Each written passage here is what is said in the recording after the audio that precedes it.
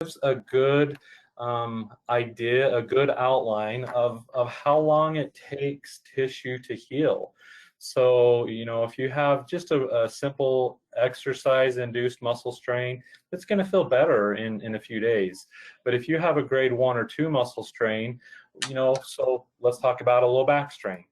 We're looking at 3 to 4 weeks minimum. If it's a grade 2, we're getting out into the 3-month period. So please keep that in mind as your people are trying to recover. It's not a quick open and closed case that it's going to be done in 3 weeks. Tendons. So let's say that you have somebody that has a rotator cuff tear or strain.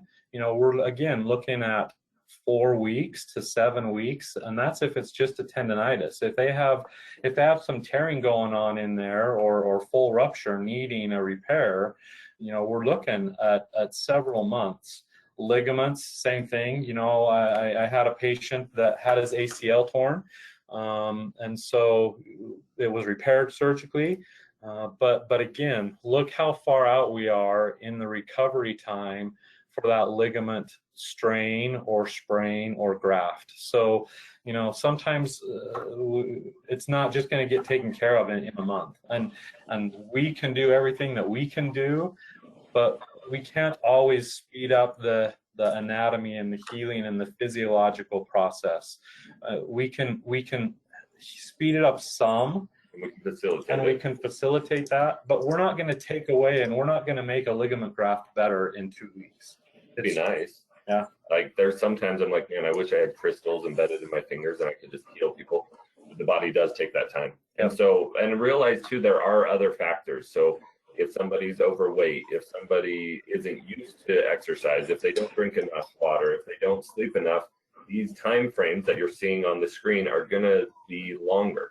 Diabetes. Yes, Smoking. Smoking is huge in slowing down this healing. Yeah, it makes it almost twice as long. So if you do have somebody who's smoking several packs a day, if it's 3 to 4 weeks on this graph that we're going to send to you guys, then plan on 8 weeks, plan on 10 weeks, because the tissue just won't heal. And if you load it early, you're going to injure it worse, and then it's going to take 4 months or 8 months to recover. So that's where this is just physiologically, don't load it too early, give the body time to heal.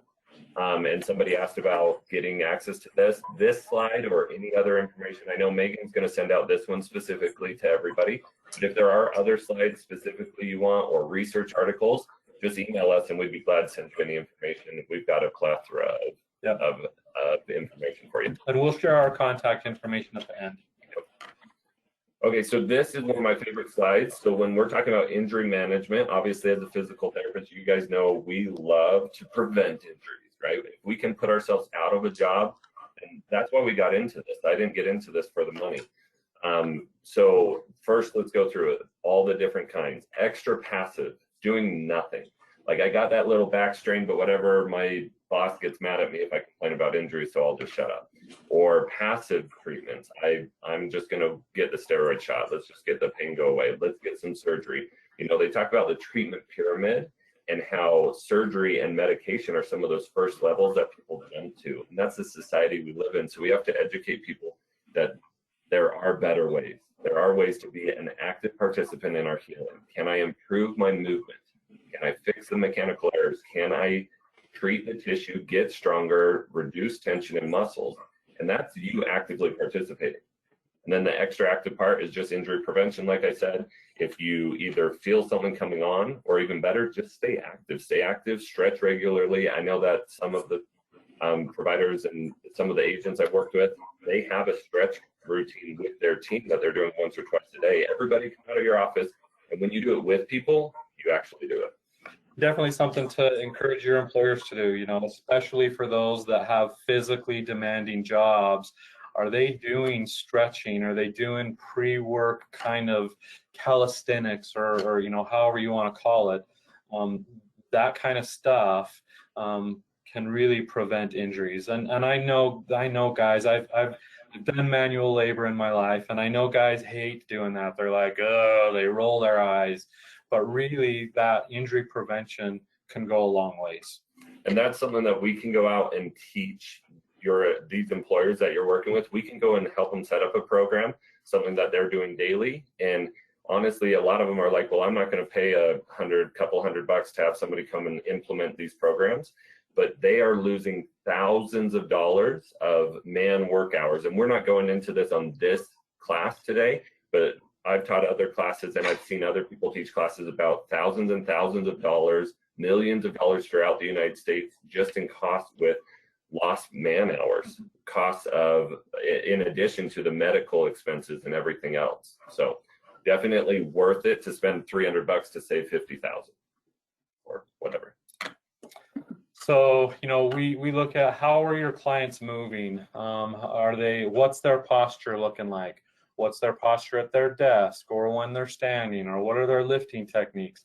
As we work with people and as we rehabilitate people here, those are things that we work with, that we try and instruct them with, that, you know, we have them lifting. If lifting is part of their job description, then we have them working on that in the clinic, and we address and look at, okay, that you're not doing that very safe, you're not doing that very well.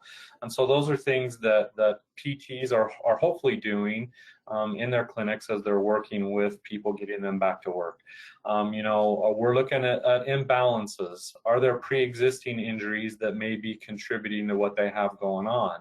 You know, maybe they have a history of lateral epicondylitis, or tennis elbow is what most people know it, but now they're using their arm different to protect that elbow, which then causes the shoulder problem. What are their activity choices? Are they stretching or warming up? And we kind of talked about that a little bit in the previous slide. Yeah, and so really let's get people working on this complete, right? Let's do the whole thing. So here's a couple tips we want to give you guys. Another really good slide to get access to is 8 tips to pain management. I'm sure a lot of you guys have heard of RICE, right? Where sometimes we need some rest. And the rest looks different. Rest might be, I don't do this activity, but I can do this one. ICE is really good initially. Let's bring down that inflammation, and it can help with pain management, so we're not relying on opioids and other medication as much. Compression, elevation, and then some of the other concepts are stop checking and rechecking. Well, it hurts when I do this, and when I do this, well, stop doing it then, right? Let's not say, well, does it still hurt as bad? We can check once in a while. I mean, as physical therapists, we check patients. Are they progressing? Can they move as much? Are they a little bit stronger? But don't overdo that. Medication is very important. A lot of patients will be like, well, I didn't take my pain meds because I knew I was coming here. No, like, please take them, because that'll allow you to move and do stuff that's going to help you heal better. And then obviously strengthen and see a physical therapist, obviously at Rocky Mountain. Exactly. That's the best place to go. I want to touch a little bit on rest. You know, a little, like Brad said, rest looks different. I am a huge fan of light work duty, right? This is the group that we're talking with, and it's actually, I feel bad when people come back and they say, hey, I've been released to modified work duty or light work duty, but my work doesn't have it, and maybe that's really just not possible.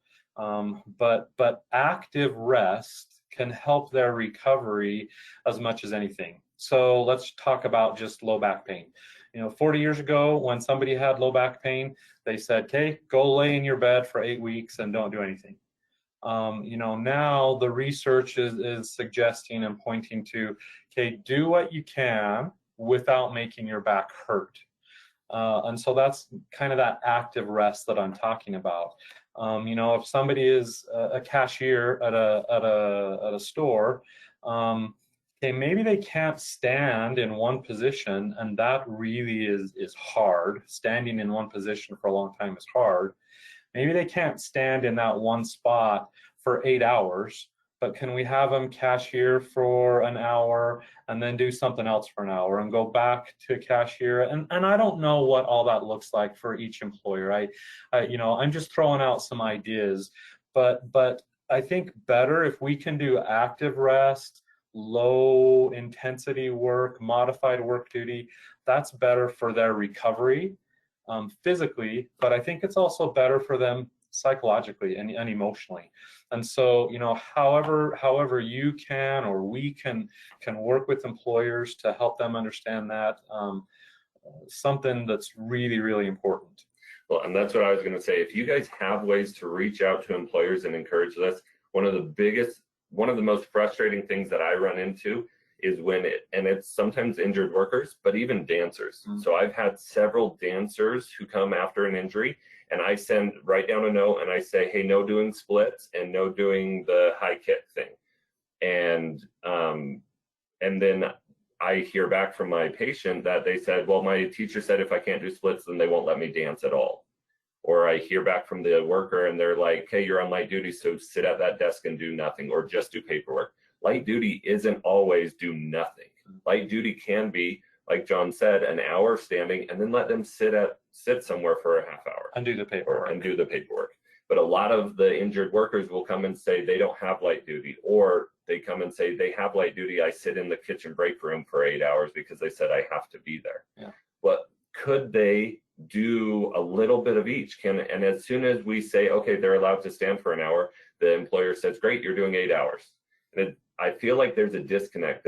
They don't quite comprehend that it's okay to do a little bit, work back towards it. You take an athlete, an NFL athlete, they spend millions of dollars on a year. They don't say, okay, do nothing, sit in the ice bath for 4 weeks. Okay, now go run sprints for 5 hours. No, they say, okay, run 1 sprint. Now, a couple days later, now we can do 2 sprints, and we gradually load. So we got to find ways to get those employees back working gradually. So build on it. Yep. Okay, we beat that one to death. We did beat that one to death. Go ahead. All right, so we're going to get into some of the really cool stuff. This stuff I'm excited about. So the benefits for you guys. And so let's start with PT before surgery, okay? So with physical therapy, a lot of the times it's like, okay, so they tore their rotator cuff, and the MD or whoever, they got an MRI and they found that, and the PT still hasn't even seen them. They're like, hey, you need surgery. The PT still hasn't seen them. They go and get surgery, and then they come back to us afterwards, and their recovery is long, and they need all this pain medication, whatnot. The research supports that if they go to PT first for up to 30 days, that we reduce how many times we actually even do surgery and MRIs, but we'll get into that, but actually reduce their utilization of opioids after surgery.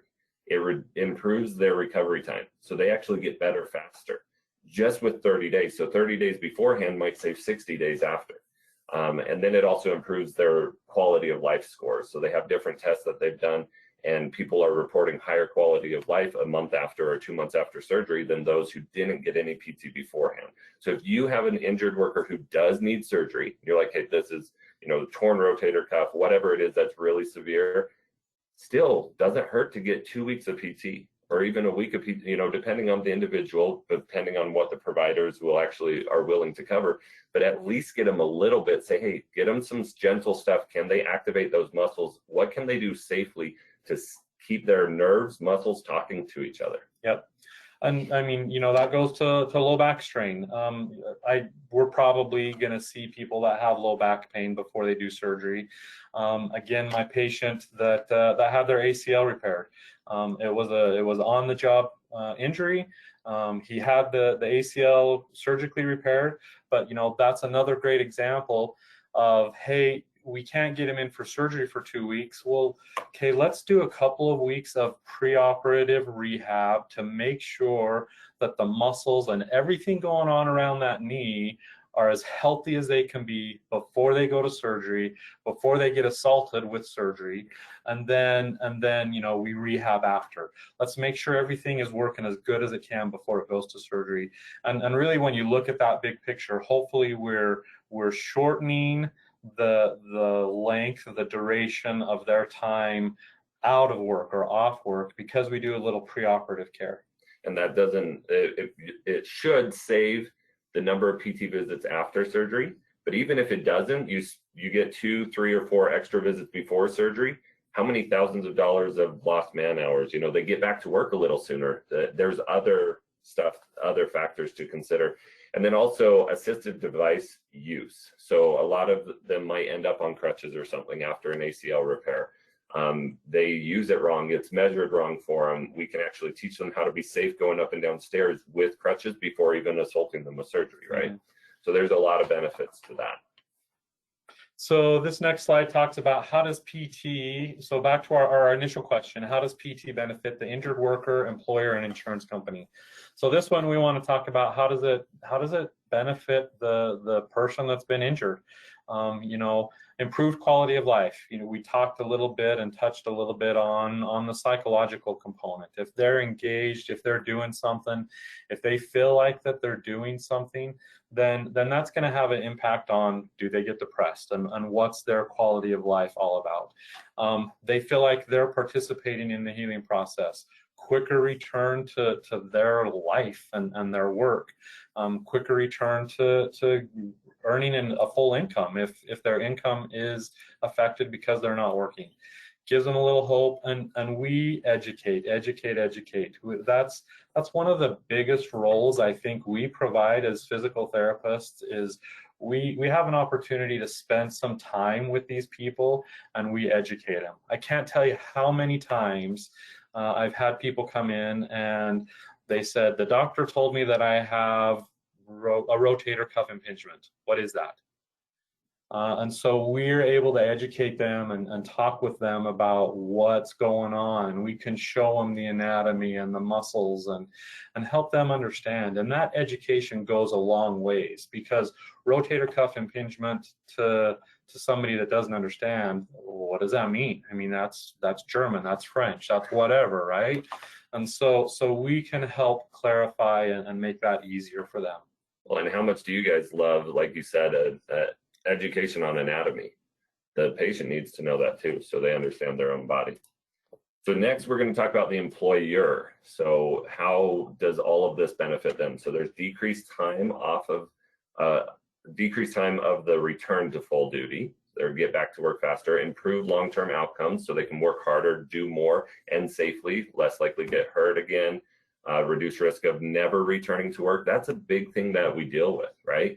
How many people are on disability who we could have saved earlier on? And whether that's their injury progressed too far or depression set in, there's a lot of factors. But let's do our part early on. And then the next one is, how does it benefit the insurance company? You know, we're hoping that we can reduce costs. We're hoping that we can reduce utilization of MRIs. We're going to talk about that a little bit later. Reduced medication use. Megan touched on dry needling, and dry needling is a great way that we can get into the muscles, that we can cause natural pain relievers to be released from the body and minimize the opioid use and all that kind of stuff. And then hopefully we're reducing the need for surgery. Now, you know, this is ideal, right? Brad and I don't live the world with our blinders on, and we know that there are people that are trying to get something for nothing, right? I mean, it is what it is. Those people are out there, but we hope that we can tease that out, and those people that really, which I think is the majority, you know, I'd say a high majority of people, they just want to get better and they just want to go back to work and they want to get back to their life, and that's the benefit that we feel like we provide is being able to expedite the process and minimize cost and out expense for everybody. And that's why it's so important for us to work as a team. I love the agents that we've been able to work with, especially the ones that communicate well with us, because we try to send out progress notes and RSAs and everything as much as we can. When you communicate with us, we can work together to tease that out. John and I both, I can't speak for every PT out there, we don't want people here who aren't injured. Now, there's other reasons. Maybe they need some injury prevention stuff. I don't mean we don't want anybody here.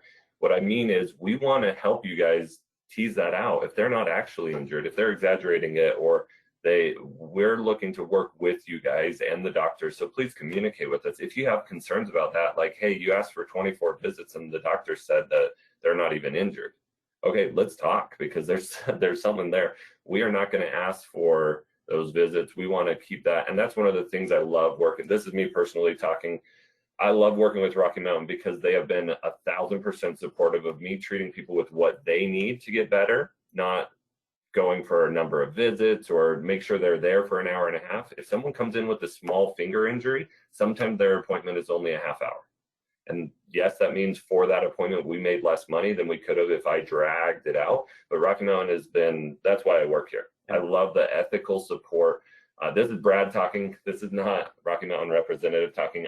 That's why I'm here. So that's important. And you know, if you feel like that you're not getting the information from and I'm talking for us, but I want to say all PTs, if you're not getting the information that you need, I am happy to get on the phone and chat with you. And I'm going to say most, if not all. I can't say all, right? You never say all, but a high majority of PTs, they're going to want, they're happy to talk with you. If you have questions or concerns or worries, you know, let's communicate. Let's not get our knickers in a wad on either end, but let's talk. Let's communicate and figure out what do we need? What are you lacking to help support, or vice versa. But that communication component is huge. And to add to that, what we're teaching you here is less than 10% of what we wanted to include.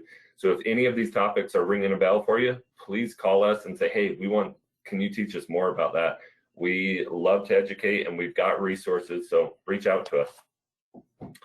So this next part is how do PTs benefit, and answering the question that was asked earlier on. What do I do? Do I trust the PT, the MD? What's the difference here?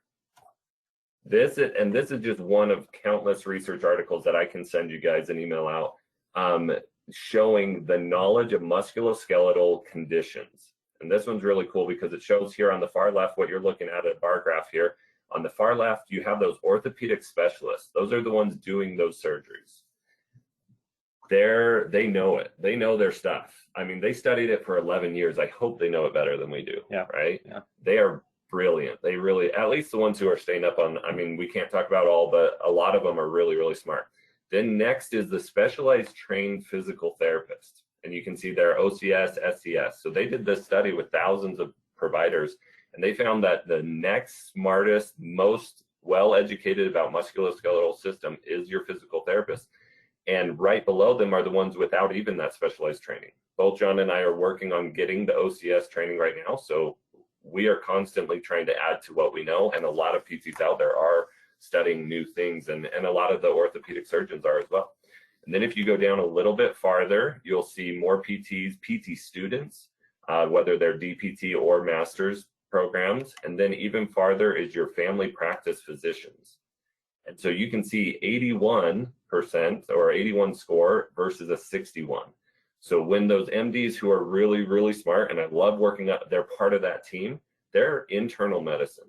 And we are the musculoskeletal, I don't know if medicine's the right word, but musculoskeletal healthcare specialists. So when we assess it and we tell you, hey, look, this is injured, that says a lot. I have relationships with some physicians that truly, they will write the order shoulder pain. Okay, what does that mean? Is it a biceps tendonitis? Is it a rotator cuff strain? Is it a rotator cuff tear? And I've had physicians send patients over and the order is shoulder pain, evaluate and treat. We do the testing, and it's obvious through the testing, the special tests that we do, that's a tear. And I'll send it back to the physician, say, hey, this person needs an orthopedic surgeon, or we'll even send them straight out to an orthopedic surgeon. And I know that that's not always your process, but I think the point from this slide, and hopefully to answer the question, when it's a musculoskeletal injury, PTs really we're experts. That's what we went to school for. And so I know it's hard. It can be confusing, but if you're working with someone that's a family practitioner, or an OBGYN, that's pretty far down on the list. But hopefully this helps you trust what are you hearing from the physical therapists. So that's a message that we want to deliver, is that as PTs, we have a lot of understanding and we can tease things out. And I'm not going to say I get it right 100% of the time. You know, I don't think a physician is going to say that they get it right 100% of the time. But what these studies show and support is that we have a lot of knowledge and understanding, and hopefully we clarify questions for you, which again goes back to that communication. If it's not clear, if you're not clear, call us. Let's talk about it. Call the PTs, talk about it. And hopefully they can bring some clarity to what you're seeing or thinking about. And some of the research we didn't include here is that 64% of these physicians actually would prefer that the patient go straight to PT without them, even though, and part of the research that showed this was that they are knowing that they will lose that $100 copay or whatever. They'll lose that money that they would have been paid, and they're like, we don't care, have them go straight to PT, because that's where they're going to get the right answers. And one other thing I want to add to that is there's a provider in West Jordan, and this was like 3 years ago that I was talking with her. We happened to be at the same dinner on a Con Ed course, and she was like, well, I don't ever refer to PT. And I said, oh, did you have a bad experience? And she's like, well, no, I look at the shoulder, I'm not sure what's wrong, so I can't write that. I don't know what to put on the script. So I can't send them to PT without telling you guys what's wrong. I was like, okay. You need to understand, I can figure that out for you. And I said, just put shoulder pain, evaluate and treat. And they're like, really? Is that okay? And I said, yeah, like that's enough. It's shoulder. I don't know what's wrong. Please figure it out for me. And I said, that's my job. That's what I figure it out. That's what I do all day, every day. Yeah. And it was really cool because she's been using PT a ton since then. Take home message, use PT, rely on PT. And I get it, the other thing that you guys are probably worrying about, well, the PT asked for 24 visits and the doctor said, you know, there's nothing wrong or whatever. Or during care, the doctor's saying, yeah, they're fine. You do have to realize there's ethical stuff you have to consider. Maybe learn which PTs you can trust. If there's a PT who's always asking 54 visits and saying they can't go back to work, and the doctor's like, why is the PT so slow? Like, this guy's fine. Well, then maybe that's a PT we don't want to use. Find the PTs you can trust. Find the ones who are reliable, who are saying, hey, look, this is what we're able to do, showing you guys grip strength changing and giving you guys those updated numbers, measures that are supporting that they can't lift 75 pounds because we tried and it made it worse, right? Yep. So Brad, there was a question, where do chiropractors fall into that graph? That is a really good question. And actually, I looked for it. I've seen a graph. I don't think you guys can see my mouse. I've seen the graph where it had chiropractors in there. A different study, but looking at the same stuff, but it included chiropractors. Yeah, exactly. So different study. And I couldn't find it this morning as I was trying to rush and make sure we had everything ready. But they were down close to, but better than the family practice physicians. So they were somewhere in that 63, 64 range. I don't remember the exact number, so I am going to try and find that. But as far, I mean, chiropractors, and I'm not a chiropractor, I haven't studied that, but my understanding is they've studied the spine a lot, but not necessarily muscles, nerves, and extremities as much as we have. So if it was just a study about just back pain, I would assume they'd score higher, but I haven't seen that research, so I can't speak to that specifically. Does that answer the question? Hopefully that helps. Okay, so the next one is talking about diagnostic accuracy, and this is super important for you guys. Do you want to do this one? Yeah, so this one, it's a study about labral tears. Do you guys know what the labrum is? It's a suction cup for your joint to help the joint stay together, and in your shoulder, in your hip. Okay, so it's a study about the labral tears. This study was done in 2009, and so then they compared physical therapists to orthopedic surgeons and orthopedic surgeon residents. And you can see there that PTs had an 85.3% accuracy in diagnosing a labral tear with testing. And then you can see that the orthopedic surgeons at 84.4%, and then the orthopedic surgeon residents down at 80%. So again, the take-home message that hopefully you pull out of this is that we're pretty good at doing diagnosing, teasing out the tears, teasing out the problem, And if it's something that we can't handle, now I'm talking for Brad and I, if it's something that's out of our wheelhouse and that we can't handle and that we shouldn't handle, we want to get it where it goes. Again, I think the majority of PTs are in that boat. But again, take home message, use PTs, rely on PTs, develop that relationship and that communication with PTs, because we're not typically far off the mark in what we're doing. And that this was based on assessing the patient before the MRI and then the MRI and what those findings were, just so you guys have an idea. Once again, we have this research if you need us to send it to you. Okay, so another aspect of this MRI, can PTs figure it out without the MRI? Yes. Not all the time, but a lot. Now, that saves money. I've noticed a ton of the agents we worked with, even group health, wants to prevent overutilization of the MRIs. And I think some of that's because it saves money, because that's what, a couple $1,000s. And usually that's all it costs for PTs to even fix it in the first place. So it saves money. But even more important from my point of view is saving the person. And so this research here, this is an editorial, but it talks about how it's the MRIs imaging, especially too early or in the wrong situation, actually causes harm.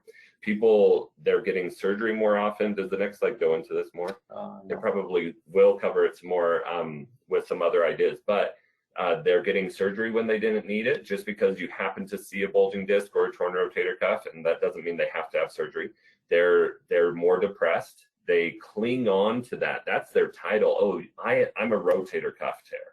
I'm not Brad anymore. I'm a rotator cuff tear. That's who I am. And it's causing a lot of damage psychologically and physically. You guys have heard of nocebo or placebo. Mm-hmm. That's almost like a nocebo effect. Talk about this one. Yeah, so with the MRIs, this is kind of what I was going into already. So the relationship, this is the research that shows the early MRIs with work-related acute low back pain. I'm guessing, have you guys ever dealt with low back pain and work-related injuries? Nah, probably never. Okay, so we should have picked a better study. This might not apply to you guys, but hopefully it gets the message across. This is disability medical utilization outcomes, and this is shown the Webster, and I can't say that word, in 2010, not that long ago, early MRI for low back pain, prolonged disability. That means they're not back at work. That's more cost with healthcare provided and with missed work, higher medical costs, and more surgeries. I am a huge advocate. I will give up as much as I can on anything I have to reduce the risk of an injury, or of a surgery, sorry. If we don't need surgery, don't do it. I mean, people get back surgery all the time, and the AMA put out a report showing that 92% of back surgeries weren't even necessary. I mean, come on. Let's not get a surgery that's going to traumatize them, especially if the surgery is not even what's going to fix them. I've seen all the time fusions in the back when the SI joint was the problem, and the surgeon missed it, or the doctor missed it. And that can happen. We're not perfect. That's why it's called practicing medicine. But let's try to be conservative. Let's go that route if possible. This next study, and then probably if you wanted to get the study, that would be the best thing to do. But the take-home message is, and the title, does your MRI show something scary? The take-home message is, somebody might have back pain, and the MRI doesn't show that there's any disc problems, anything going on with the nerves, but they still have back pain. The flip side of that is, somebody might not have back pain, but you look at the MRI and their discs and their nerves are a train wreck, but they're not having any pain, any problems. So MRI for the low back may or may not indicate that there's a problem. And so I guess what I'm saying is, just because somebody has no problem with the MRI, but they're telling us that they have back pain, it's hard to hang our hat on, well, your MRI is clear, you're good, go back to work. And that's hard for me to say. It really is hard for me to say. Somebody might be having pain and might be having problems, but there's no real objective data to indicate that. So just food for thought for you to chew on when you get these MRI results. And some of you might be saying, I'm hurting like crazy, but the MRI doesn't indicate that there's a problem. And sometimes I feel like we're just making your job harder because you have to figure that out. And now we're showing you maybe MRIs aren't the way to do that. But the important thing, or another aspect, another important thing to notice here is they have a bulging disc, so let's clip it off. Let's do a discectomy. No, like they already had that 10 years ago. Now, sometimes that is the problem. I'm not saying you can just throw MRIs out the window. MRIs are really good information, but they're a piece of information. Sometimes they're just expensive selfies. But but sometimes they are the information, and they kind of help us to figure out what's going on. And they're like, hey, I have this pain right along the L4 nerve pathway, and then we look at the MRI and it has a bulging disc that's pushing really hard on the L4 nerve. That's a good correlation. That might be causing it. But if they have, you know, I just have general pain in my back, and then we take an MRI and they have a bulging disc. So that doesn't, and then we fuse it and their pain doesn't go away. And 30 years later, we're fusing more levels and their pain still hasn't gone away because we're completely missing the cause. So, all right, we'll move on from that. There's definitely more we can go into on that, and hopefully that got you thinking, and hopefully you'll reach out to us with more questions. So we want to go into some of the questions answered at first, and then please start typing right now, and we'll just go through those in order as we see them. Just type in your questions that you have, and maybe at some point Megan will let people speak to if needed. So the first one we want to talk to, COVID safety. First thing is we offer telehealth. Now I know a lot of workers' comp won't cover that, and so a lot of the workers are in here.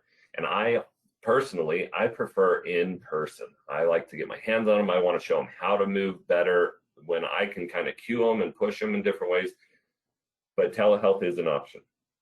Second thing, we clean constantly. And honestly, our cleaning protocol only changed slightly. There wasn't a huge change. I'm not saying other places didn't need to do this. We clean tables after every patient. We change pillowcases after every patient. We keep, big thing that changes, we keep patients farther apart. So we'll say, you know, give different workouts areas.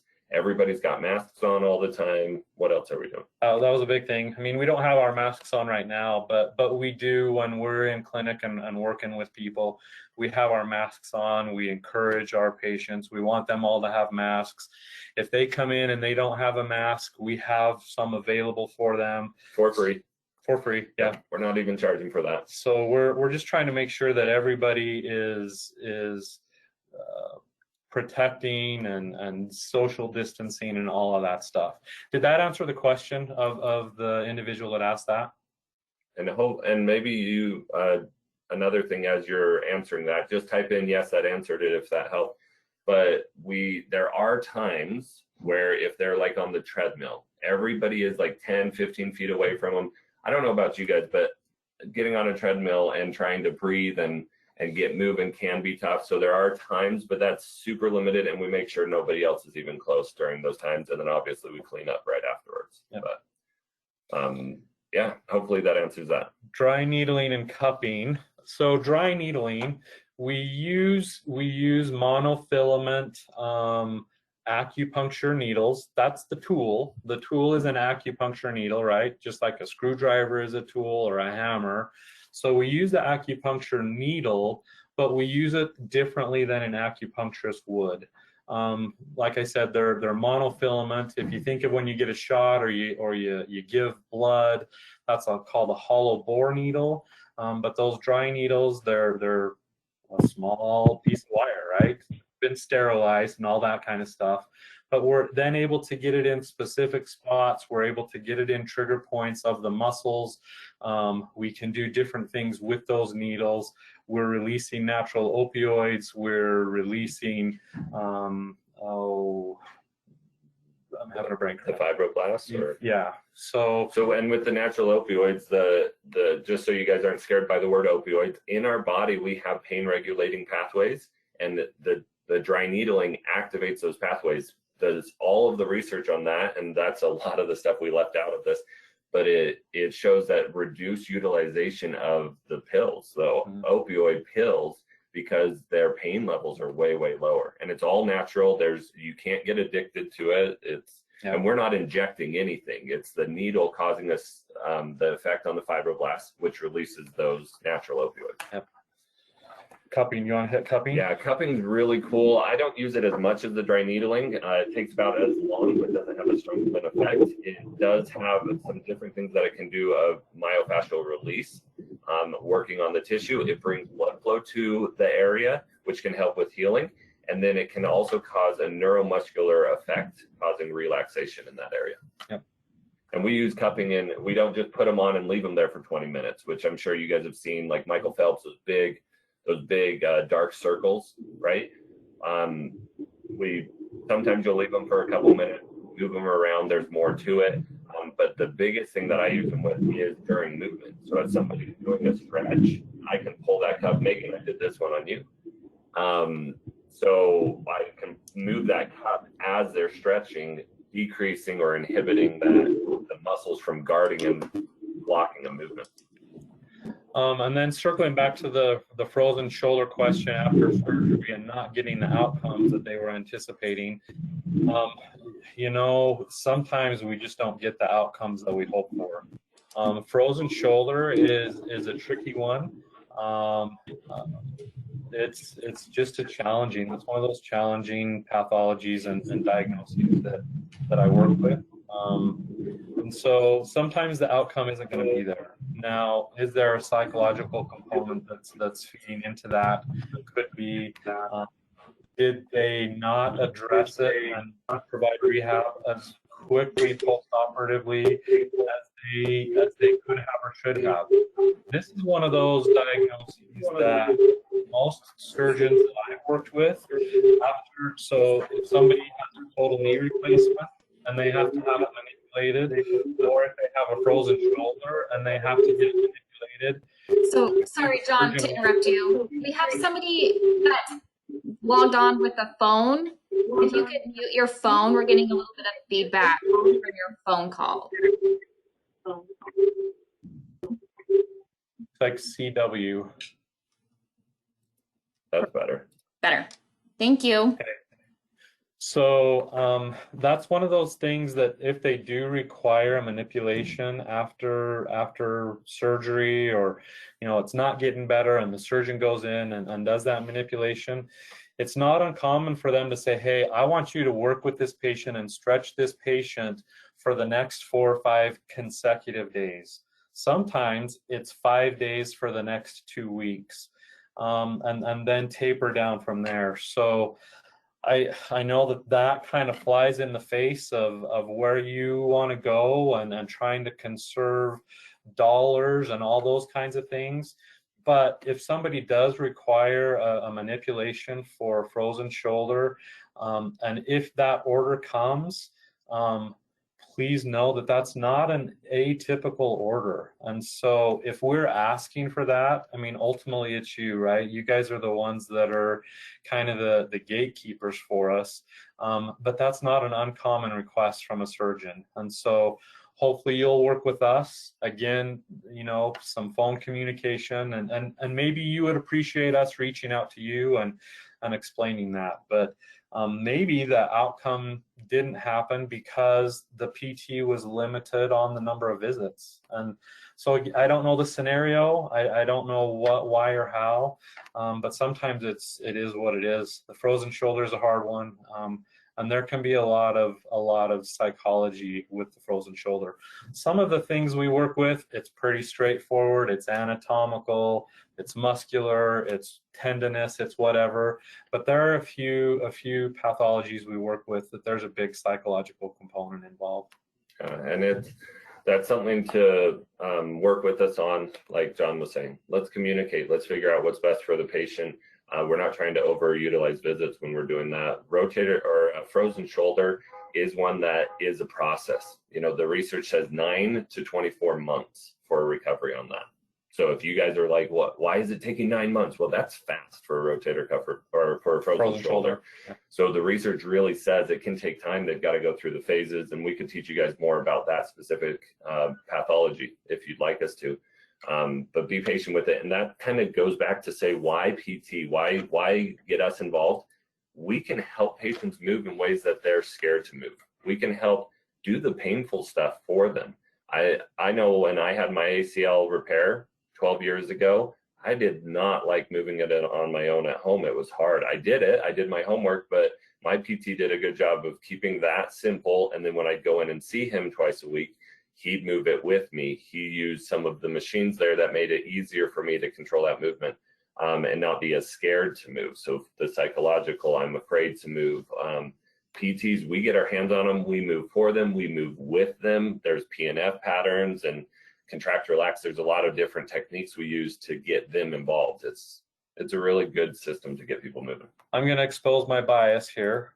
I think it's pretty hard to be a physical therapist without having your hands on a patient. Now, there are some PTs that don't do that, and they'll sit across the room and do whatever directing they do. So as you're developing relationships with PTs, again, this is my bias. I'm throwing it out there. I think it's challenging to be a really good therapist and get good outcomes unless you're spending time hands-on with those patients. So tidbit for you to chew on as you're developing relationships and working with PTs. Now, our information is here on the screen. If there are other questions, please chime in, type those out, or tell Megan that you want to speak and to verbalize your question. We want to know what type of topics you guys would love to hear about in the future. You know, someone said, let's do a whole seminar on frozen shoulder. Let's do an anatomy review. Let's do for any part of the body. Let's cover the whole shoulder so you know all the muscles, nerves, and whatnot. If there are other topics that you want to hear about, please let us know. Throw that in the comments or send an email to Megan. And then if you have any feedback, you know, Brad talks too much, John's voice is too sexy, whatever the problem is, we want feedback. If this webinar is too long, you're like, I just can't step away for a whole hour during the day. If you want shorter one, please give us feedback. We want to know so that we can help provide that service for you guys. Sure. Any other questions?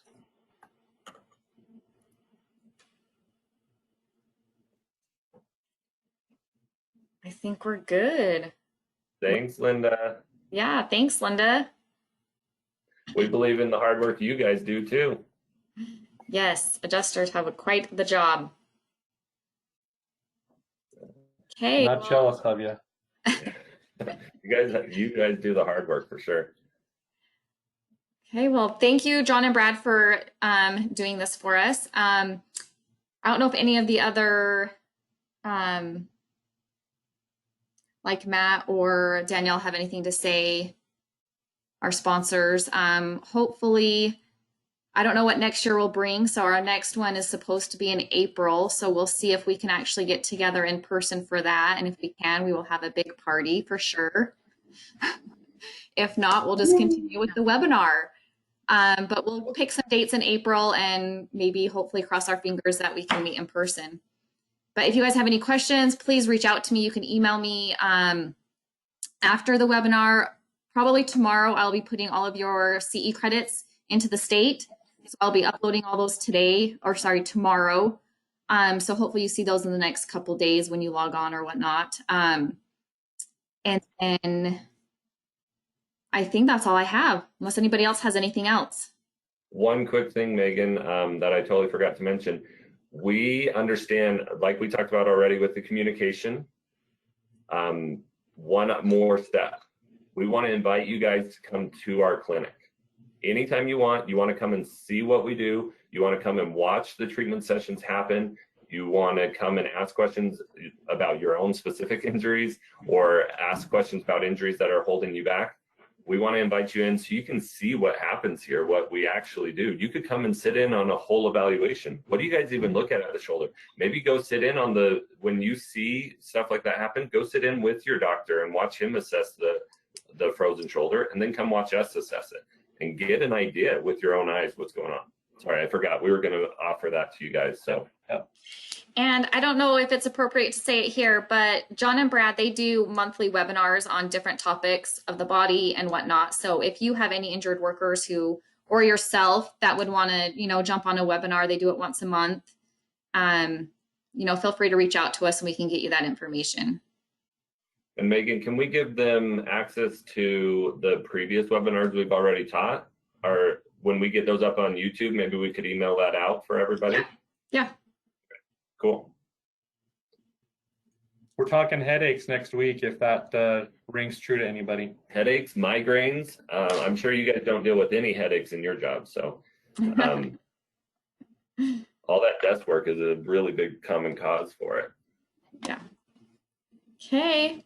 Well, thanks everybody. I'll get your credits in. And like I said, if you have any questions, please reach out to us and we'll help you. And I will email out some of those slides that they had for you today. So watch for those to come. Hey, thanks guys. See you guys. Bye.